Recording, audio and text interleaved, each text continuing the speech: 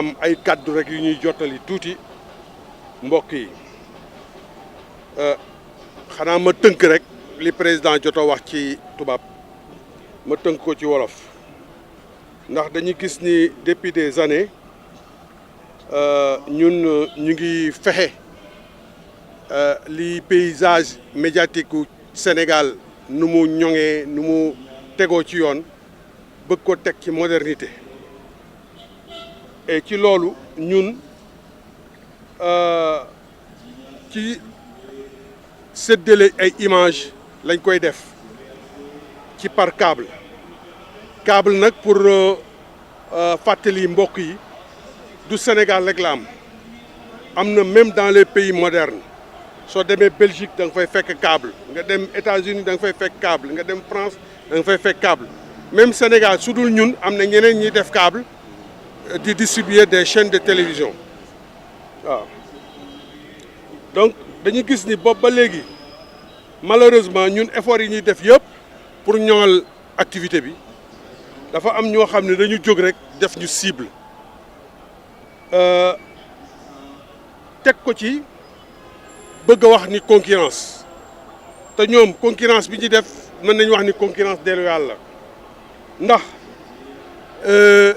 seen jubluwaay du dara lu dul bëgg ñu assister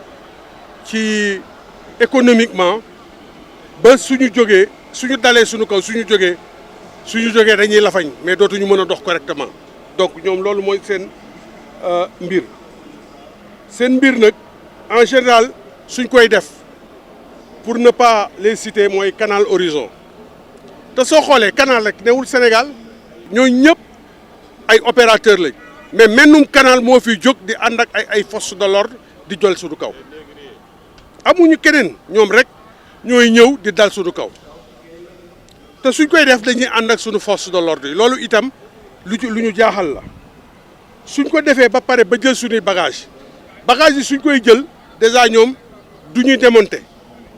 na ngeen xool photo yi ñu leen jox am na ay photo yi ñu leen distribuer léegi ñoom noonu la ñuy procéder dañuy ñëw dañuy dagg câble yi dañuy buddi dañuy damm parabole yi ci des yi nga xam ne yu baax la wóor na lii mën nañ koo yóbbu dañ koy def ci seen poche suñ demee di ko jaayaat en quelque sorte yëfu sàcc la quoi te fu ñu jëlee loolu ñu dem ak ñoom tribunal fu ñu demee ak ñoom tribunal dañ leen di gagner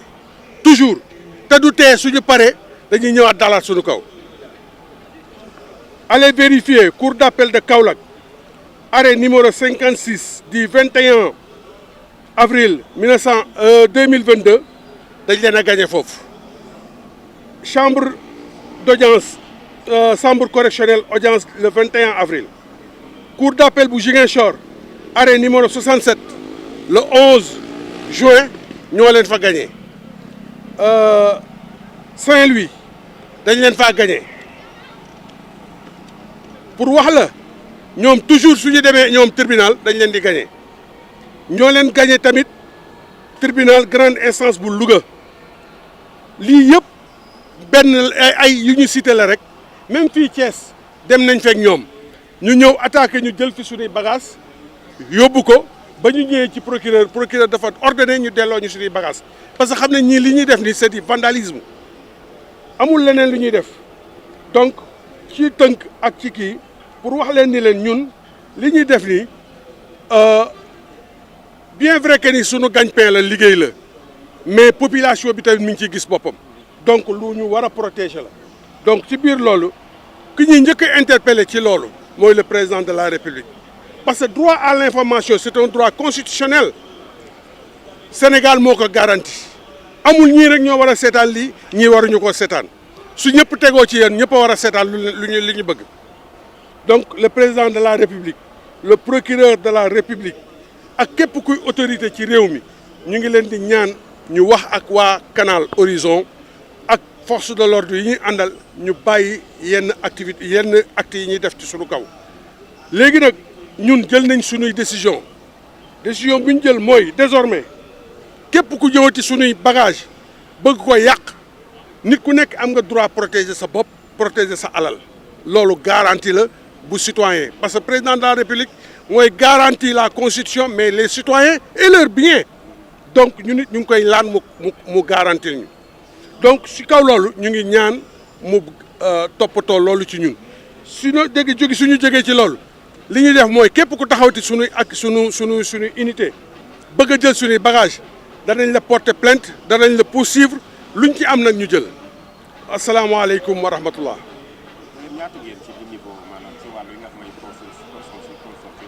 waaw consortium comme ni le président wax léegi au niveau national on est 32 GIE au niveau national te soo xoolee GIE bu nekk lu mu bon am nga 52 membres fii à Thiès on est 52 à Thiès donc soo xoolee GIE yi nekk ci Thiès Sénégal yëpp benn bu ci nekk lu mu bon am nga 50 membres. absolument parce que soo xoolee benn câbleur bu nekk mooy ñi nga gis ni sama ginnaaw benn câbleur bu nekk kenn ku ci nekk lu mu bon am nga 7 employés nous à Thiès on est 52 soo xoolee sama ginnaaw kenn ku ci nekk am nga 7 membres minimum allez faire la calcul donc duñu ay ñu war a négliger quoi peut-être man pas là mais am na ay xale yi ci gagner leur pain yore ci seen waa kër yore ci seen i njaboot takk ci jabar mais ñooñu état moo leen war a wutal ay conditions defal leen conditions yu ñu mën a liggéeyee su ñu demee ba wut auto d'emploi mais dañ leen war a jàppale yaakaar naa ko. Mesdames, Messieurs les journalistes, chers partenaires et surtout chers abonnés, nous vous avons réunis aujourd'hui pour porter à la connaissance de l'opinion publique, des autorités et des médias des faits d'une extrême gravité. Ce qui se passe aujourd'hui sur le terrain n'est plus une simple bataille commerciale. C'est une tentative de mise à mort économique de notre entreprise et un mépris total des milliers de citoyens qui nous font confiance. Depuis des années, nous investissons massivement pour déployer des infrastructures modernes et offrir un service de distribution par câble accessible, stable et de qualité. Malheureusement, ce travail est constamment pris pour cible. Notre structure est victime d'un acharnement systématique de la part d'un concurrent du secteur audiovisuel, à savoir Canal+. Sous le prétexte fallacieux de prétendue captation frauduleuse d'images, ce concurrent s'accompagne des forces de l'ordre pour procéder au démantèlement brutal de nos dispositifs de distribution. La plupart du temps, nous sortons systématiquement vainqueurs de ces procédures et le jugement des tribunaux, par exemple de la Cour d'appel de Kaolack en 2022, de la Cour d'appel de Ziguinchor de 2020, de la Cour d'appel de Saint-Louis de 2020 toujours, du tribunal de grande instance de Louga aussi de 2017. Mais, entre-temps, le mal est fait et les premières victimes de ces agissements, ce sont nos abonnés. Du jour au lendemain, des milliers de foyers, des familles sont privées de signal, coupées du droit de l'information et du divertissement. Nos abonnés payent le prix fort d'une guerre commerciale qu'ils n'ont pas choisie. Sur le plan économique et technique,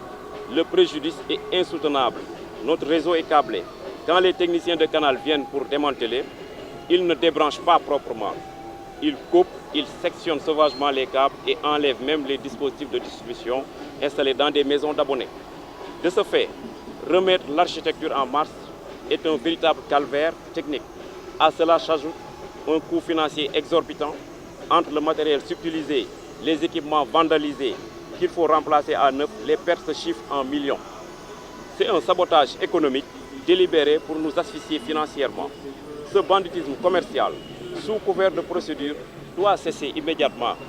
Nous interpellons directement M. le Président de la République, son Excellence Bassirou Diomaye Diakhar Faye notamment, et le procureur de la République, et les plus hautes autorités de l'État aussi.